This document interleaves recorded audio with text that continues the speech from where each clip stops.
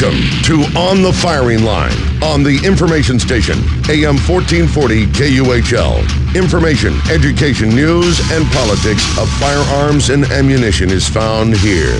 If you have any questions, call us at 1-888-625-1440. That's 1-888-625-1440. A Guns and Ammo gunsmith was targeted by 3 burglars shortly before 4 a.m. The store owner, Stephen Baez, Jr., 57, and his wife were asleep in their apartment at the back of the business when they heard a loud crash accompanied by the activation of a silent alarm. Baez grabbed a rifle and found 3 men loading guns into a van that had crashed through the side wall of the store. Baez fired multiple times after being threatened by the men. He then retreated to his bedroom to reload. When Baez emerged, he witnessed the 2 of the men drive away, leaving behind their accomplice, who was badly wounded. The burglar later died at the hospital. The other 2 burglars were found a short time later when they sought help for injuries of their own. This brought to you by the Augusta Chronicle, North Augusta, South Carolina, August 9th, 2012. You are on the firing line with Matt and Joe today. If you'd like to be a part of today's show, please give us a call at 888-625-1440. Or if you're in the Santa Maria area, please give us a call at 928-1440. We'd love to hear from you. We have an interesting show lined up. Today we have, Matt and I have 2 great guests with us to discuss world issues regarding religious views on firearms as well as political views. Please welcome Mohammed Mahadvat and Father Fanatic. Thank you very much for inviting us. Absolutely. We appreciate that. Nice to be here. Thank you. Excellent to have you on. To kind of let you guys know, what we really want to do is let today be an open line. If you can call in. We're still having some problems with layover on the lines, but if we can get your call going through, we'll definitely pick it up if we see it happening. And we're going to be talking about a couple of things. Number one, do we believe that the UN should continue their attempt to disarm people from their firearms? Also, we're going to be talking about, was the attack on Fort Hood an act of terrorism? And we'll have many more topics that will come out of the questions and answers today to kind of give us different ideas about the religious views as well as political views from the Muslim community and some from the Christian community as well. But first, as usual, we want to talk about the Second Amendment encounter today. I think one of the main things that we should really be talking about here is lethal force something that should be used to stop criminals from taking firearms? Do you think that that's a legitimate thing to do?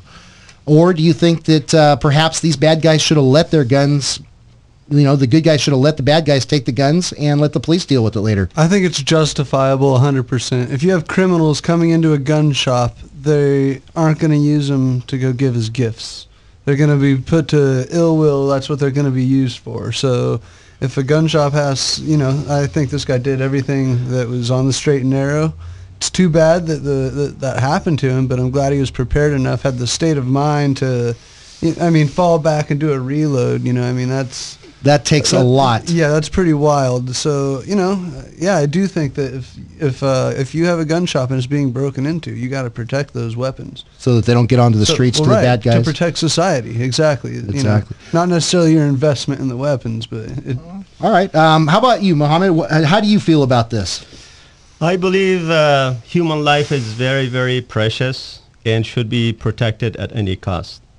And I believe that we should all live in peace and togetherness as a whole society, but if anybody wants to tip that balance towards evil, we should get rid of evil. Yep. Very well put. How about you, Father Fanatic? Yes, I believe that they should be shot right in where they sit, or upside the back or the back of the head. Absolutely, because what they're going to do is they're going to use those guns and they're going to go kill somebody. So we have to stop them. No question about it. So it's pretty unanimous across the way. While we all, I think, believe in peace, we don't want to see life taken away because life is a precious gift from God. And it's something that must be protected and given utmost teaching and everything too, so that we can get the most out of it. But unfortunately, there are some of the people in our society and other societies as well that have a different mindset, don't believe in working hard for things, and are willing just to take things to get whatever they can.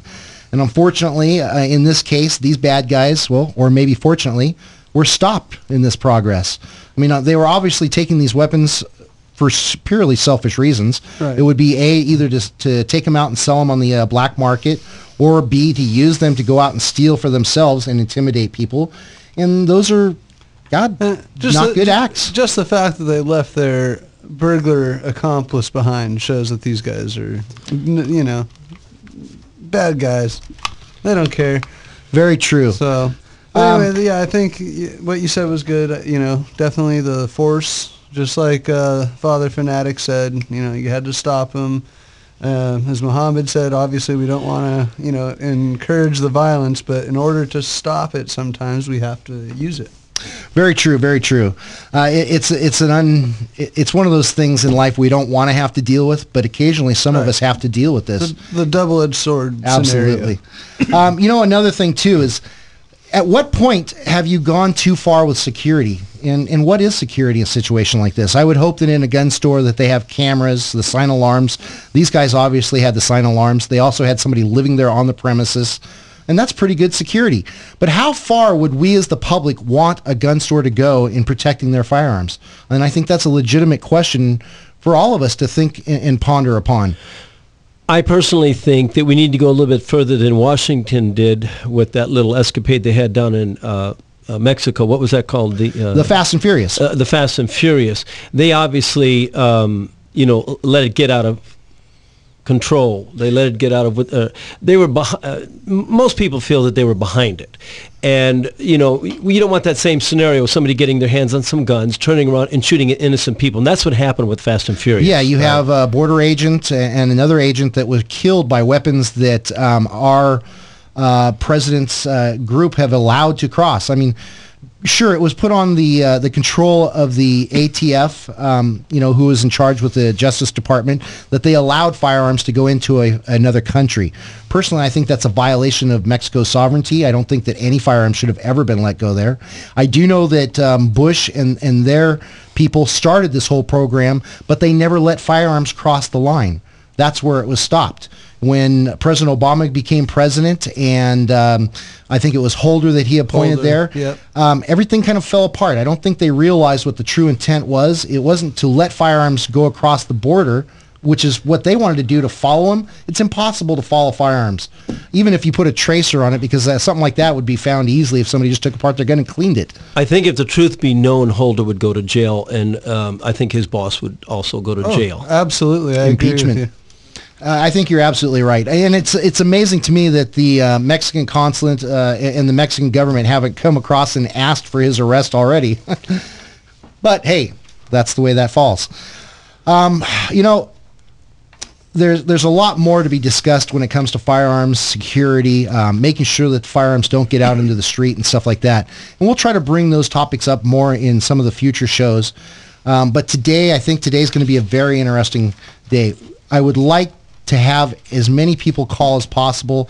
I know that we're having problems with the lines, but if you can get through, I think your questions will be pertinent to both Father Fanatic and to Muhammad, so that we can get some ideals out and get to know what people are thinking. Because without discussion, we all remain ignorant, and that's a shame. Let's go ahead and start today's show off. Muhammad, forgive me if I say your last name wrong. It looks like it's Muhabbat. Muhabbat is double B-A-T at the end, Muhabbat. Okay. And Muhabbat means love. It's a universal word in the Eastern world, Yeah. I'll tell you what, Muhammad, can you kind of give a quick bio on yourself so that people kind of know where you're coming from and what you think about things a little bit? Sure. I'm originally from Afghanistan. I was born there.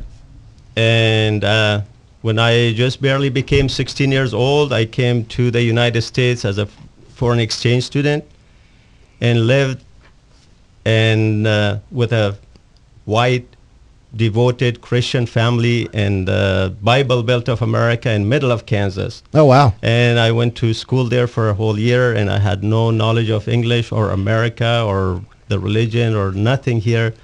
So I had a really challenge, and I overcame it, and it was the most beautiful year of my whole life. Sounds very interesting. I attended church during the whole year, and I did my own religious ceremonies. And that's when I fell in love with America, and I was invited to the White House. I met with the President Johnson when I was going back home. So I really carried this beautiful, beautiful message from President Johnson. He said, you've lived inside our family and you've lived in the society. When you go back home, you've seen the good and the bad and everything over here. And just go and tell your people the truth, whatever you saw. Very good. And that's good why message. I became pro-American, and I got in. Yeah, I heard trouble that with from what you were telling me before. You actually had sought asylum here. Exactly, because when the Russians came and took over Afghanistan, I got in big trouble with them because I was opposing communism. I was standing up for America, and I was captured individually, and I was imprisoned and tortured and shocked, and I was marked for execution. Oh, wow. And I had to escape the country with just my clothes on my back and make it back to America and start a new life over here. It certainly gives you a whole respect for life, doesn't it? Oh, very much, for freedom, for life, for democracy, for all these things, yes. All right. Well, that's fantastic. Father Fanatic, give us a little background on yourself, too. Well, I grew up in Illinois. My father was Jewish. My mother was Catholic. I'm a Christian now, and I got them both upset. I've been practicing Christianity for quite a number of years. I work with a ministry called Mission to Catholics. I was the youngest elected chancellor for the Knights of Columbus, named after Cardinal Mahoney's father, Victor J. Mahoney Council in North Hollywood. They wanted me to go for Grand Night. I said, no, thank you. I just kind of walked away from it. But I basically, this stage name that I use as Father Fanatic is basically a premise, which I use to bring the truth with a little bit of fanaticism. And we're going to be having, my show will be appearing on Channel 27 at 10 o'clock, Sunday morning starting in December. Wow, that's going to be interesting. So you're going to have your own TV show, huh? You sure will. And you're going to look like that? It's going to be good. That's me. What you see is what you get. That's the Father. That's awesome. Well, we've talked about before is you don't look at the person for what they look like. You look at inside and the message that comes across, because that's the most important thing. So we've got interesting things to talk about today, and I'd like to hear both of your opinions on these things, because I believe that you're going to see that a lot of your opinions are the same, but yet you're going to have some that are different. And I think that it's important to be able to see both of those, especially the public out there, because it's not always that we get the chance to bring two people from these type of religions together to get some ideas out and talk about them, because there are so many people, all we hear is the information that we get in the news. As Mohammed and I were talking about before the show, the news, and it's not just in our country, but it's in any other country. You go to Afghanistan, you go to Egypt, or any of those things, and their news is going to present an idea to people, and their religious groups are going to back them up or not back them up with those ideas, and those ideas are going to travel on, whether they're ignorant or not. And so today is kind of an idea, hopefully, to open up our minds and talk. There will be questions coming from all four of us to each other. More of them are probably going to be directed towards Muhammad, because Muhammad's the first one from a Muslim faith who has stepped up and said, hey, look, I want to tell you guys what the Muslim faith is about and what Muslim people are like. I want to bring out and tell you guys what it is. And so that's where our questions come out. A lot of us out there, we believe that it seems like the Muslim faith is very fanatic, and that a lot of times it appears that all that we see is that they want the death of America. And it's very unfortunate. And if anybody ever came up to me and said, hey, I want the death of your son, I want the death of you or your country, I would stand up against them and have serious conversations with them. Oh, me too. To say the least, exactly. What's interesting today, too, though, Muhammad, is that you're an American. You've been here since the 60s, off and on, and doing what you've done. You've had your own radio show. You've written your own book. And as a matter of fact, the book that he has written is called My Name is Muhammad. And, if you want to get in and get a different idea and read some of the things that he's had to go through, this would be a great book for you to read. And it's going to be something interesting. I'm definitely going to be sitting down and reading it. And it's available on Amazon.com or Barnes & Nobles or any other bookstores. It's being sold internationally. People love it. People from other faiths, what I'm saying. More Christians are buying that book than Muslims are. And they're giving it to each other as Christmas presents. This is the best time of sale for my book. Excellent. Well, And I go to churches, I go to different places, and I talk about the book. I talk about my experience. I answer questions, and I love doing this. I enjoy doing this. And I hope and I wish that the listeners will call in, and if they have any question, just don't have mercy on me. Call in. There you have it. there we go. Okay, then let's start this out. Let's jump right into the nitty gritty here. I have two people from two different faith bases. What do you think is the difference between your religion and Christianity? I don't see much difference, but more similarities. I'm a person who looks for commonness and our togetherness than what sets us apart. And Islam is a unifying religion. It's all inclusive. You said, what's the difference between Islam and Christianity? Islam is not a new religion or new cult that was born on 9/11. It's been around for 1400 years. And Islam, what it does is includes all the previous religions that came from God, including Jesus Christ, peace be upon him, and Moses and Abraham and all the prophets that came before them. So in Islam, we are required, we must believe in Jesus Christ and his message and Mary's story, all the miracles, the original Bible, the Gospels. Everything is confirmed and reaffirmed by Islam, because that's why Islam came, because at that time people were straying away from the true